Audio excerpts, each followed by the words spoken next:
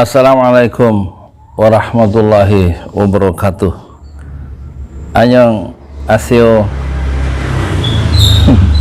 Bahasa Korea itu artinya apa kabar. Privyet, apa kabar. Bahasa Rusia, ahlan wa sahlan, selamat datang. Bahasa Arab, welcome, selamat datang di podcast Potret Keseharian Yudi Pramuko, tukang donat dari Parung, YouTuber tertua di semesta hidup, untuk mendorong hidup tidak seperti yang kita rencanakan, hidup tidak seperti yang kita impikan, hidup tidak seperti yang kita imajinasikan, hidup tidak seperti yang kita bayangkan, hidup tidak seperti yang kita maui, tapi hidup seperti yang kita jalani saja. Saya hari ini mau bicara tentang Yusuf Mansur. Supaya ditonton orang, saya ngomong tentang Yusuf Mansur, saya bandingkan dengan Elon Musk, ya. Saya kaitkan dengan Habib Bahar Smith, dan saya kaitkan dengan Presiden Jokowi. Saya kaitkan lagi dengan Habib Rizik, dan juga saya kaitkan dengan Gus Nur, yang untuk ketiga kalinya pesantren tahfiz Al-Quran itu coba ditolak ya oleh sebagian kecil. Ya orang-orang itu juga bikin pesantren tahfiz kok ditolak, menolak Quran berarti itu. Alasannya karena Gus Nur suka misuh ya, dia bilang dia mau misuh, ngata-ngatain kezaliman ya. Ada kemarin salah satu pembeli dari nasi uduk saya kan punya nasi uduk namanya UAS ya, nasi uduk UAS.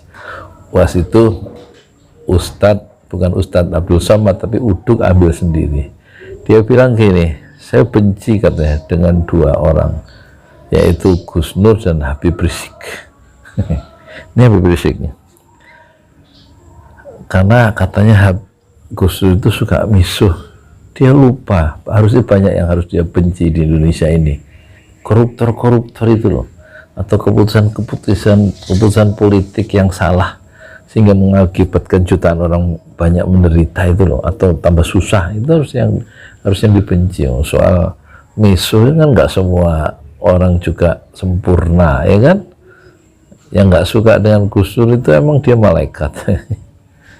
Dia mungkin nggak misuh, tapi dia mungkin nggak ngasih nafkah ke istrinya, nggak cukup ya, rokoknya kuat ya, tapi istrinya minta beli beras nggak dikasih, anaknya minta jajan nggak dikasih, anaknya minta motor misalnya nggak dikasih, tapi dia kerjanya main sama mancing sama ngerokok ya. Itu orang-orang kayak gitu, kepala rumah tangga yang kayak gitu, itu yang harus dipisuin, harus dikata-katain. Ini ngomong apa sih? Ini ada buku ya. Ini saya kasih judul kaitan dengan Yusuf Mansur yang ke-61, video ke-61 dari rencana 100 video tentang Yusuf Mansur, supaya banyak yang nonton. Nah, aku bikin yang lain nggak ditonton. Sekarang terpaksa penonton harus saya paksa untuk nonton saya. Ini apa nih? Dari mana dulu ya? Saya mau ngomong lama ya, sekitar setengah jam atau sejam ya. Jadi mohon ininya nyala nggak sih? Baru 3 menit. Kalau nggak punya pulsa di skip aja. Ini khusus buat orang-orang yang punya wifi ya, yang kuotanya banyak, yang punya wifi dan udah nggak mikirin belas literan. Sorry. Sekarang hari tahun baru banyak orang tidur lagi habis. Kalau saya habis dagang kemarin jam 9 saya pulang langsung tidur, ngapain juga ngikutin anak-anak muda di jalan. Harusnya saya muhasabah di masjid. Kalau dulu waktu di Jakarta saya sering ya, pergantian tahun Hijriah atau tahun baru itu muhasabah di Baitul Ihsan. Di mana itu? Di Baitul Ihsan tuh di Budi Kemuliaan tuh, di Tamrin dekat patung kuda itu. Bank Indonesia kan ada masjid yang bagus tuh, Baitul Ihsan, meskipun kamar mandinya itu sedikit, cuma 4 apa. Harusnya diperbanyak itu kamar mandinya itu, untuk kalau itikaf itu susah, ngantri lama gitu. Atau muhasabah kajian dari dari Jumat, dari Isya sampai nanti sholat subuh, sholat tahajud itu sampai subuh itu kalau nggak di At-Taqwa, di Taman Mini atau di berbagai tempat ya. Kalau di Jakarta itu dakwah itu semarak ya, anak-anak muda itu ada i'tikaf di sini. Begitu saya pindah ke sini tahun 2007 ke masjid-masjid besar nggak ada i'tikaf, sendiri nggak ada panitianya. Kalau di Nikmatul Ittihad ini tempat Mas Indah itu wah mantap itu, ada programnya gitu, jam 8 kajian, 8 pagi, kalau 10 malam terakhir i'tikaf, nanti jam 4 ada kajian lagi, terus maghrib udah disiapin sama panitia nampan-nampan besar seperti ini nih, isinya untuk makan buka puasa untuk 4 orang. Nanti sahur juga udah disiapin jam 3, jam 1 malam dibangunin sama panitia peserta i'tikaf itu. Jadi lebih teratur, lebih terorganisir. Tapi di Parung ini nggak tahu lah, saya bukan ahli agama sih, bukan aktivis dakwah juga, saya aktivis donat. Jadi oh ya, sekarang ini saya bicara ini tahun baru ya, sekitar jam setengah 8, tahun baru tanggal 1 hari Sabtu 1 Januari 2022 ya, tahun baru ya, cita yang baru. Jadi kalau ngomongin Yusuf Mansur ini kan dia punya mimpi besar, ada katanya tahun 2022 mau bawa 7 perusahaannya ke masuk ke IPO itu apa sih? Kata anak saya itu IP-nya inisiatif public offering ya, jadi didaftarkan ke pasar modal gitu lah, kira-kira gitu, supaya mendunia, kira-kira begitulah. Itu Yusuf Mansur. Tapi dia pada saat yang sama, Yusuf Mansur itu dihajar oleh emak-emak ya, yang pernah transfer 10 juta, 12 juta, rewel juga emak-emak itu, dan dia nggak mau tahu, pokoknya uangnya harus kembali. Kalau yang 200 juta miliaran kayaknya udah nggak mau tahu ya, karena udah menyerah lah, nggak usah ngurusin, dianggap aja itu bisnis yang sial. Dengan Yusuf Mansur itu dia meraut atau menciptakan peluang-peluang bisnis yang baru. Itu kalau yang uangnya banyak, tapi kebanyakan yang 10 juta, 12 juta yang ditabung ya, uang tabungan, uang pinjam ditransfer ke Yusuf Mansur dengan harapan ada bagi hasil gitu dari emak-emak. Jangan lupa ya, emak-emak itu beda dengan bapak-bapak ya. Emak-emak itu nggak terlalu bisa menanggung risiko yang besar ya, tapi kalau bapak-bapak itu ya udahlah. Jadi bedakan ya, emak-emak ini kalau saya lihat di video-video dan di YouTube channel yang berbeda-beda menghajar habis Yusuf Mansur ya, mempermalukan Yusuf Mansur, itu jangan disalahkan emak-emak. Dia uangnya nggak kembali, Rek. Minta kembali meskipun cuma 10 juta, 12 juta, meskipun udah 10 tahun yang lalu, nggak mau tahu. Dikata-katain Yusuf Mansur sama emak-emak itu. Itulah emak-emak itu kan. Menuntut haknya ya kan. Jadi Yusuf Mansur kalau mimpinya tinggi, mau membawa 7 perusahaan ke IPO dan segala macam, dia kagak ngerti itu anak emak-emak. Kagak ngerti dia. Pokoknya duit gua mana, lu kembaliin susuk.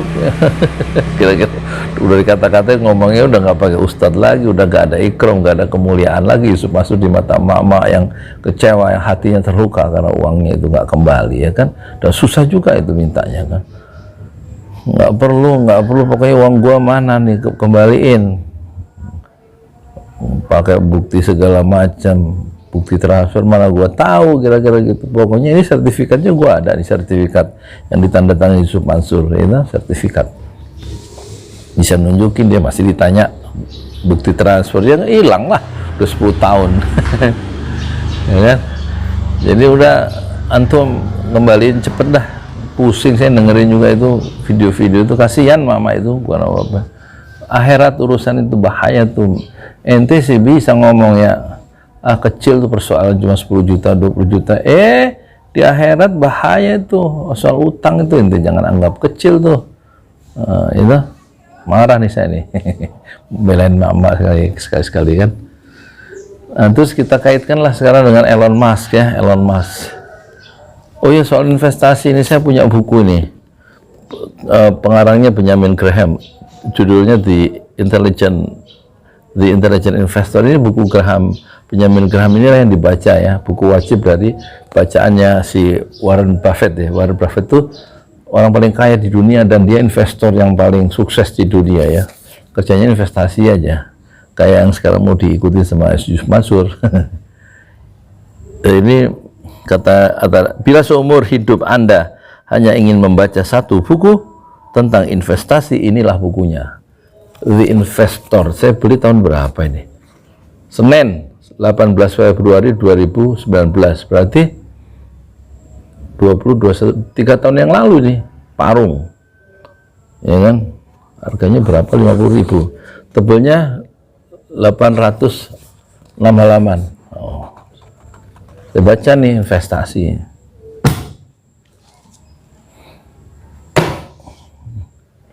Terus apa lagi nih? Jadi soal saham itu, nah kalau Warren Buffettnya Indonesia katanya Lo Keng Hong ya, gurunya Yusuf Mansur tentang investasi. Yang ucapan yang terkenal dari Lo Keng Hong itu orang Indonesia yang sama-sama beli saham NMC itu, antara Yusuf Mansur dengan Lo Keng Hong itu. Jumlahnya berapa ya? 85 juta saham gitu. Itu kata Lo Keng Hong, gurunya Yusuf Mansur dalam bidang investasi. Paling nggak dia pernah mengupas ya pikiran-pikiran Lo Keng Hong di YouTube yang pernah saya baca itu, pernah saya lihat. Itu kata Lo Keng Hong, kekayaan harta karun itu bukan ada di dasar laut tetapi di pasar modal. Itu ucapan yang terkenal dan membius Yusuf Mansur tuh rupanya. Dan membius saya juga. Tapi saya cepat bangun. Hidup tidak abadi. Oke, kita tinggalkan Lo Keng Hong ya kan, Warren Buffettnya Indonesia. Dan Warren Buffett yang orang kaya itu umurnya masih ada ya, umur 84. Saya lihat di videonya, udah pernah saya muat cuplikan videonya di Pesantren Jolali channelnya. Itu masih ngasih kuliah ya, masih nyupir sendiri, jalannya masih nggak pakai tongkat, 84 tahun. Kalau orang luar negeri memang panjang-panjang umurnya 80, 90. Kata Pak Najib, orang Belanda itu sekarang lagi dirancang undang-undang pensiun untuk umur 65. Saya tanya kenapa, waktu saya telepon, kenapa kok 65?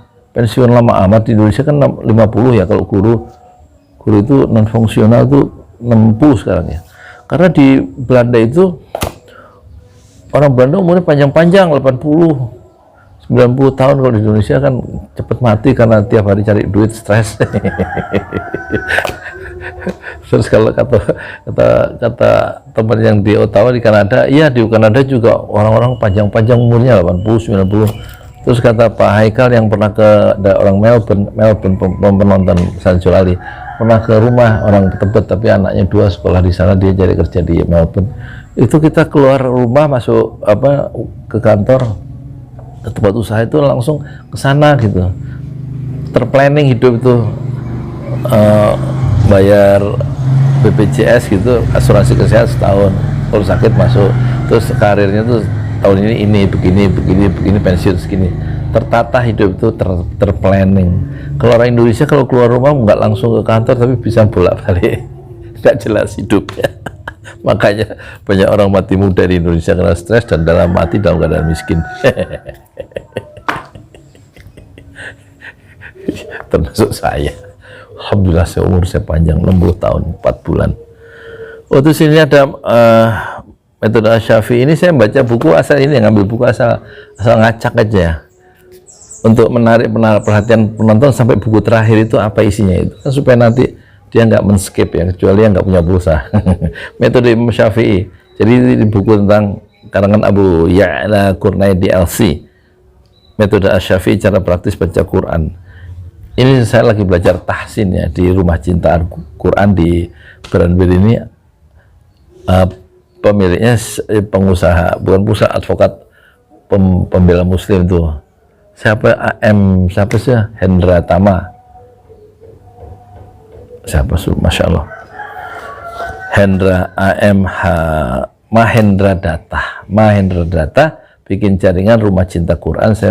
Saya belajar tahsin Quran hari Senin jam 1 sampai setengah 4. Makanya Cafe You, tempat saya jualan nasi uduk, libur kalau hari Senin. Di samping untuk libur hari Senin, di samping untuk belajar tahsin juga ngitung duit penjualan selama seminggu. Nah, terus ini apa ini? Konsepsi pendidikan Islam menurut Muhammad Iqbal. Jurusan Pendidikan Agama Fakultas Tarbiyah Ian Syarif Hidayatullah. Skripsi diajukan kepada Fakultas Tarbiyah untuk memenuhi syarat-syarat mendapatkan gelar sarjana pendidikan oleh Yudi Pramuko. Oh, ini skripsi saya. Tahun 1989, hijrahnya 1410 hijrah, 1989. Judulnya apa skripsi saya ini? Pembimbing pertama Profesor Dr. Andes H.M. Arifin MAD, Master Education, lulusan Amerika. Alhamdulillah ya, saya dibimbing oleh beliau, sudah meninggal ya. Innalillahi. Semoga Allah maghfirlahu warhamhu wa'afi wa'afan.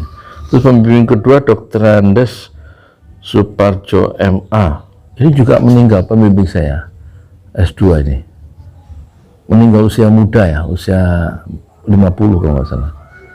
Allah maghfirlahu warhamhu wa'afihi wa'afan. Saya dibimbing oleh dua orang itu, satu Profesor Dr. Andes H.M. Arifin MAD dan Dr. Andes Suparjo MA.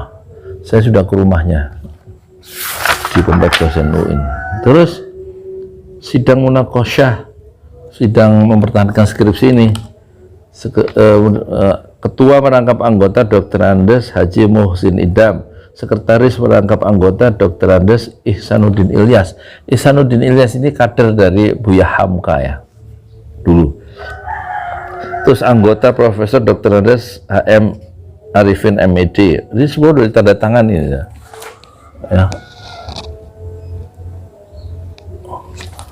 Kemudian anggotanya Dr. Andes Suparjo MA, terus Dr. Andes Khaliludin AS, dan Dr. Andes Haji Muhammad Masna HSMA. Ada tulisan di sini ya, ku persembahkan karya ini kepada ayahanda Suat Maji almarhum dan ibunda tercinta Rusmiati yang telah mengasuh dan mendidikku sejak aku kecil. Istri tercinta Halimah dan putriku tersayang Farah Amalia Ramadan yang kerap menyejukkan kalbu. Dan ketiga, ku persembahkan karya ini kepada Muhammad Iqbal almarhum yang telah memberikan wawasan metafisika dan semangat baru dalam memandang dunia. Ini ada di deskripsi saya ya. Saya persembahkan kepada orang tua, kepada istri, dan kepada Muhammad Iqbal, pencetus penggagas negara Pakistan yang wafat tahun 1939. Sementara Pakistan berdiri tahun 98 tahun kemudian, tahun 47 ya. Motto: the life of this world consists in movement. This is the established law of the world. On this road, on this road, health is out of the place. A static condition means death. Yeah. Those on the move have gone ahead. Those who tarried even a while got crushed. Muhammad Iqbal. Artinya, enggak ada ya artinya. Pokoknya kalau kita diam, tidak bergerak, maka kita dilindas oleh zaman dan kita menghadapi kematian. Harus selalu bergelora hidup itu. Maksudnya harus selalu penuh dengan kreativitas ya. Moto kedua dari Muhammad Nasir, tadi Muhammad Iqbal ya. Muhammad Nasir, hindarkan kesalahan besar, yaitu kesalahan tidak berbuat apa-apa. Mulailah dengan apa yang bisa dikerjakan dulu. Jangan tinggal diam. Saya ulangi, hindarkan kesalahan yang besar, yaitu kesalahan tidak berbuat apa-apa. Mulailah dengan apa yang bisa dikerjakan dulu. Jangan tinggal diam. Muhammad Nasir, yang pernah menjadi Perdana Menteri NKRI yang pertama tahun 1950 dan pendiri dari Dewan Dakwah Islamiyah Indonesia tahun 67 di Masjid Al-Munawwar Tanah Abang. Judul dari skripsi ini saya bikin ini sekitar seminggu ya, seminggu atau sebulan ya, karena kepepet. Judul Konsepsi Pendidikan Islam menurut Muhammad Iqbal. Konsepsi pendidikan Islam menurut Muhammad Iqbal. Nah, Apalagi ya, oh ya kita ini, tahun baru ini harus ini melakukan perlawanan terhadap kezaliman, harus lebih agresif ya, karena banyak ulama-ulama dan banyak orang-orang society, civil society itu di penjara ya, gara-gara mengkritik pemerintah.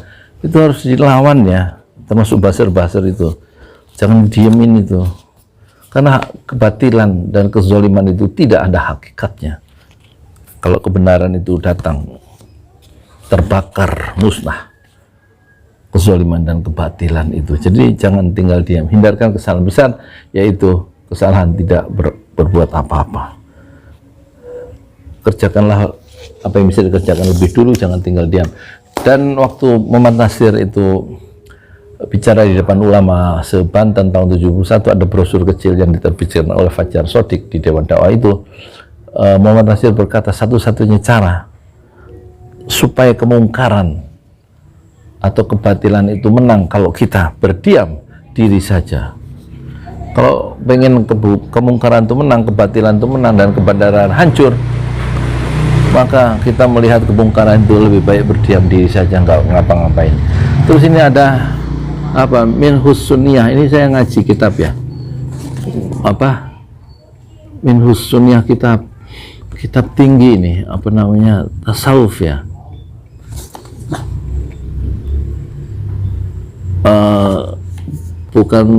Bukan tarikatnya bukan Menaksabandiyah, tapi Asyaziliyah ya. Ini yang waktu itu saya ngaji tahun berapa ya, lupa ya, 2-3 tahun yang lalu, nggak sampai hatam. Luar biasa kitab ini ya. Oh ini 6 Mei 2016 ya, ada tulisannya, ini kitab ini saya beli 6 Mei 2016, sekarang 2021. Itu kitab kuning maksudnya, kitab tinggi nih, tasawuf ya, kitab kuning kitab kuning, gundul, nggak ada harokatnya. Nah, terus apa lagi buku ini? Jadi soal Yusuf Mansur itu ini ya, kalau yang banyak besar-besar itu memang dia nggak peduli, uangnya nggak kembali, nggak apa-apalah, ribet ngurus investasi kembali, apalagi ada yang 5-6 miliar, 5-6 miliar, ada yang 200 juta. Ada di video di channel Thaibah Channel saya lihat ya, yang di Masjid Darussalam di mana itu, Pondok Gede wisata Cibubur ya. Ini ada The Varieties of Religious Experience, pengalaman religius, sebuah karya klasik monumental tentang agama, William James. Ini pernah kita bahas ya di kelas sama dosen saya almarhumah, yaitu Profesor Dr. Zakiyah Darajat. Buku ini yang dibahasnya, karya besar dari William James. Ini awal tahun 20, abad 20 ya. Ini saya beli hari Jumat tanggal 18 September 2020 ya. William James, 508 halaman, bagus isinya nih, terjemahan. Psikolog terbesar Amerika. Terus ini Muhammad Hatta, saya beli 88.000 perak di toko di Senen ya. Bagus ini, tentang memoir Hatta. Di sini dijelaskan waktu dibuang ke Digul, Hatta itu membawa 16 peti buku, dan kemudian dia minta dikirimi palu atau apa, alat-alat untuk bikin rumah, dan dia perkirakan ini tahun 30-an ya, waktu dia dibuang di Digul bersama Sultan Syahrir, pejuang kemerdekaan ya, Hatta, Sultan Syahrir bersama ada 1.300 yang dibuang ke Digul oleh Belanda, yang kasus pemberontakan Silungkang itu ya, kalau nggak salah begitu. Ini buku ini bagus ya, halaman berapa halaman ya, nggak tahu. Yusuf Mansur membaca buku ini nggak, 598. Kita harus punya perspektif sejarah, kita tahu, oh ternyata Indonesia diperjuangkan oleh orang-orang yang ini dengan seluruh harta, pengorbanan jiwa, raga ya, sampai dibuang. Kalau Yusuf Mansur kan hanya menikmati kemerdekaan ya, dan membuat hutang-hutang baru. Memoir hatta. Jadi dia merancang bikin rumah, saya akan tinggal di sini paling 10 tahun, tapi waktu itu dia sudah berpikir, saya tidak akan abadi tinggal di kamp konsentrasi Diku, dan akhirnya dia dipindahkan ke Banda Neira, ya, dan kemudian dari situ zaman Jepang dia bebas naik pesawat ke Jakarta. Muhammad Hatta yang kemudian jadi wakil presiden, dan kemudian 1 Desember 56 dia mengundurkan jadi wakil presiden dan membiarkan Soekarno melaksanakan konsep-konsepnya termasuk Nasakom, dan akhirnya Nasakomnya Soekarno berakhir di lubang buaya dan terjadi perang saudara yang mematikan, menghabiskan atau membuat 3 juta orang mati sia-sia karena perbedaan politik yang tajam. Dan secara politik Indonesia terbelah di zaman Orde Lama sama di zaman Orde Reformasi. Sekarang kita terbelah. Apakah kita akan berakhir dalam perang saudara? Saya tidak tahu. Terus ini apa ini? Oh, ini skripsi istri saya. Istri saya ahli bahasa Arab, ya, bisa nulis bahasa Arab. Ini skripsinya dalam bahasa Arab, gundul lagi. Yang sama tahun 1987. Oh, waktu sarjana muda dia. Judulnya Ikhwanus Safa wa Dauruha fi apa ya? Tarqiyatil Alam wa apa ini? Wa hadaril wa apa ya? Hadaratil Abbasi fil Abbasi. Jadi perkumpulan tokoh-tokoh ilmu pengetahuan di zaman Abbasiyah itu Ikhwanus Safa namanya, dan perkembangannya dalam masa Abbasi. Salimah, ya. Ini bahasa Arab ya, tulisannya tanpa harokat tuh. Judulnya apa? Benarnya?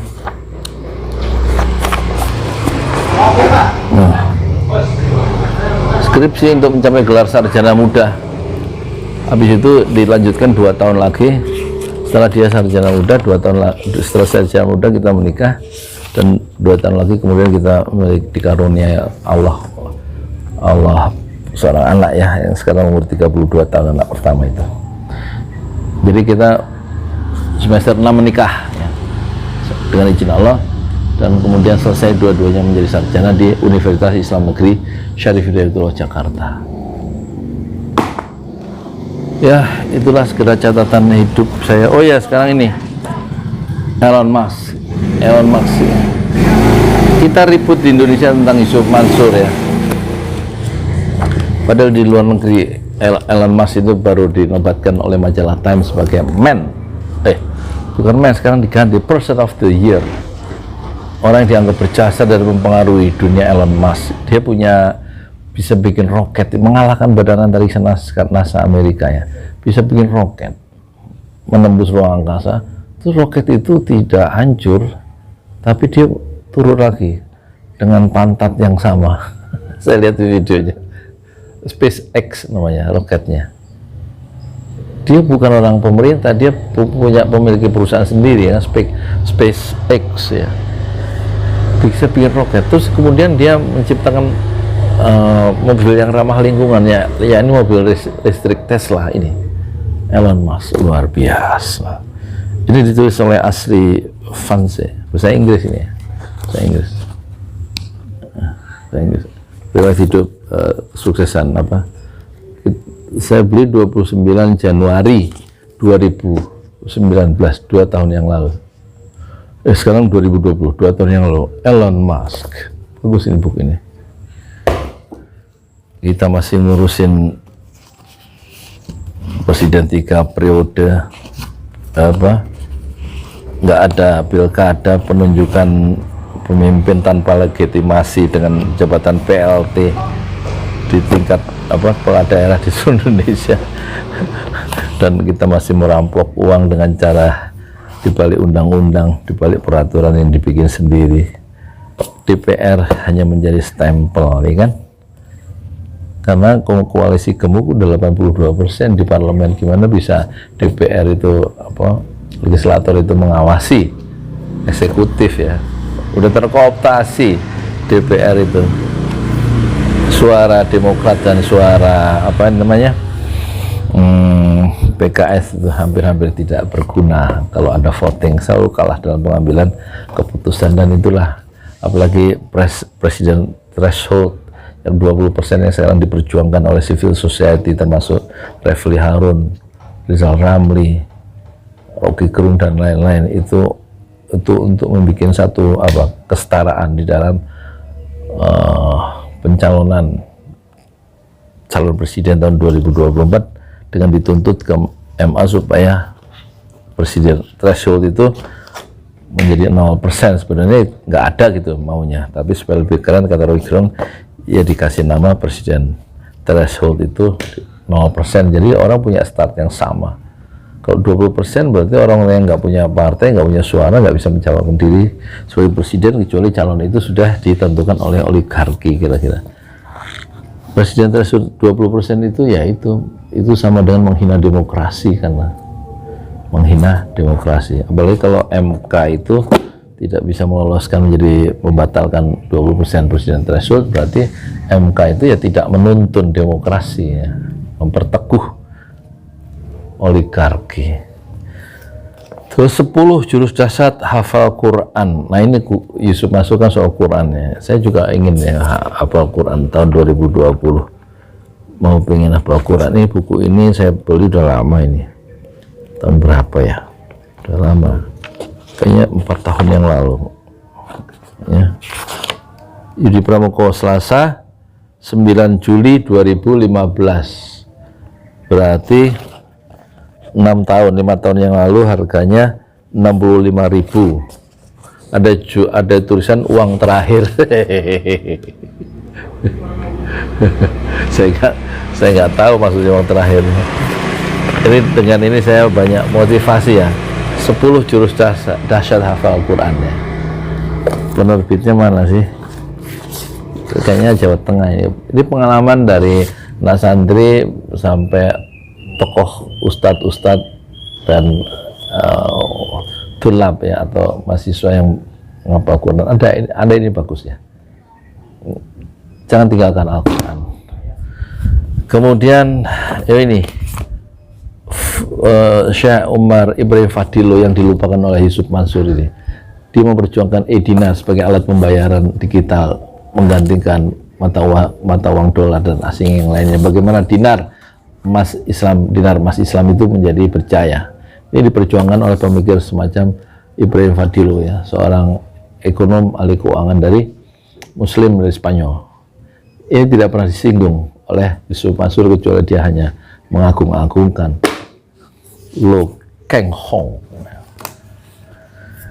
Kemudian Ahmad Mansur Surya Negara, dalam hidup kita harus berpikir dalam perspektif sejarah, kata Muhammad Nasir. Jadi belajarlah Ahmad Mansur api sejarah karya dari Ahmad Mansur Surya Negara. Bagus ini. Di jilid kedua, 2 jilid ya. Saya beli, tapi ini rupanya buku yang bacakannya. Jadi gambar-gambar tokoh-tokoh itu nggak ada semua, hilang.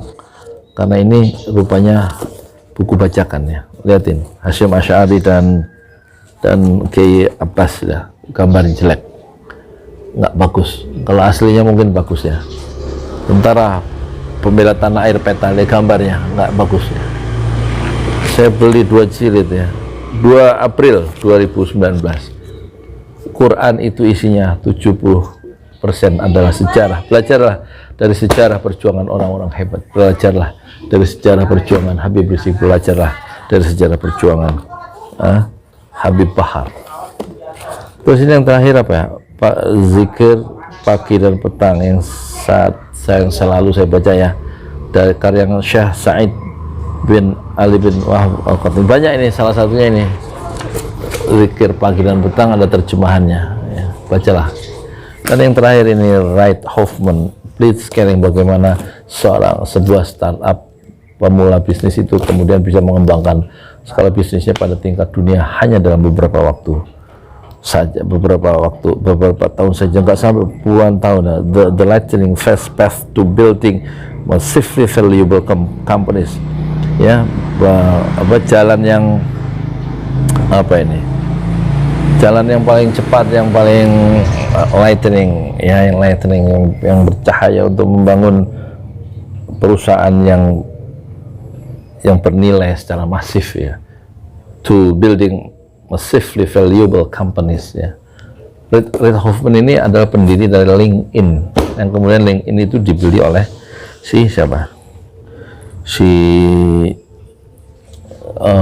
Bill Gates, ya. Ini temannya Bill Gates, ya. LinkedIn perusahaan. Dan Reid Hoffman menceritakan tentang tahap-tahap untuk membuat perusahaan itu menjadi mendunia. Buku ini praktis, ya, dalam bahasa Inggris sih, tapi bahasa Inggris. Dibeli tahun berapa kemarin? Bulan apa sih dibeli? 6 November 2011. Ya udah gitu aja, udah berapa menit tuh, udah 30 menit. Inilah video paling panjang yang pertama di tahun baru ini, ya, 36 menit. Judulnya nanti apa? Yusuf Mansur melawan Elon Musk, ya. Jadi Yusuf Mansur itu kan punya mobil Alphard, mobil BMW seri pertama, itu tidak ada apa-apanya dibanding Elon Musk yang menciptakan mobil listrik. Harusnya Yusuf Mansur beli mobil listrik dong. Jangan mobil BMW seri yang terakhir atau hanya mobil Alphard. Itu kan nggak mutu gitu loh. Ya, tanggung, ya, bikinlah mobil listrik ala Indonesia. Jangan mobil SMK, rek. Mobil SMK, mobil angkutan barang, mobil apa, akhirnya jadi mobil apa, ya? Mana bisa jadi mobil nasional, mobil ngangkut pasir atau mobil ngangkut sayur paling, ya. Mobil kayak gitulah, mobil SMK, kendaraan politik. Untuk siapa? Saya tidak menyangka. Hidup untuk mendorong hidup tidak seperti yang kita bayangkan, hidup tidak seperti yang kita imajinasikan, tapi hidup seperti yang kita jalani saja. Dan Indonesia berjalan tidak seperti yang diharapkan oleh Muhammad Hatta, Soekarno, dan pendiri bangsa-bangsa yang lain seperti Agus Salim, Wahid Hasyim, dan lain-lain. Tapi bangsa kita berjalan seperti yang kita alami, yang kita saksikan, jauh dari apa yang kita bayangkan dan jauh dari apa yang kita idealkan. Saya Ibi Pramukoto Adonat dari Parong. Itu berkata, di semesta fasbir sabran jamilah.